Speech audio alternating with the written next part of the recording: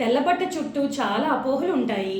ఓపీకి వచ్చేవాళ్ళు ఈ white discharge అవుతుందని, కొంతమంది మేడం ఈ వైట్ డిశ్చార్జ్ అవ్వడం వల్ల మేము చాలా నీరసంగా అయిపోతున్నాము, చాలా వెయిట్ తగ్గిపోతున్నాము, కాళ్ళు చేతులు చాలా పీకేస్తున్నాయి, నడుము నొప్పి వస్తుంది వైట్ అవ్వడం వల్ల అంటూ ఉంటారు. ఇందులో ఎంతవరకు నిజ నిజాలు ఉన్నాయి? నార్మల్గా వైట్ డిశ్చార్జ్ ఫిజియలాజికల్గా అందరికీ అవుతుంది.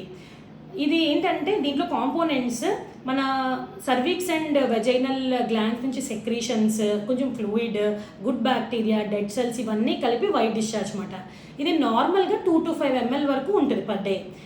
నెక్స్ట్ ఇది సైకిల్ బట్టి, మెన్స్ట్రువల్ సైకిల్లో ఏ ఫేజ్లో ఉన్నాం దాన్ని బట్టి కూడా అమౌంట్, టెక్స్చర్ అది చేంజ్ అవుతూ ఉంటుంది. అండ్ ఇది మన బాడీ మెకానిజం వెజైనాని క్లీన్గా ఉంచడానికి ప్రొటెక్టివ్ మెకానిజం అన్నమాట. దీనివల్ల క్లీన్గా ఉంటుంది, వెజైనా మాయిస్ట్ లూబ్రికేటెడ్గా ఉంటుంది, పీహెచ్ మెయింటైన్ అవుతుంది, అండ్ ఇన్ఫెక్షన్స్ అవి రాకుండా కూడా ఈ నార్మల్ ఫిజియలాజికల్ వైట్ డిశ్చార్జ్ మనల్ని ప్రొటెక్ట్ చేస్తుంది.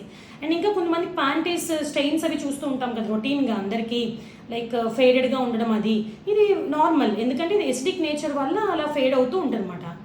సో ఏంటి, ఎప్పుడు మనం కంగారు పడాలి, ఏది నార్మల్ ఏది అబ్నార్మల్?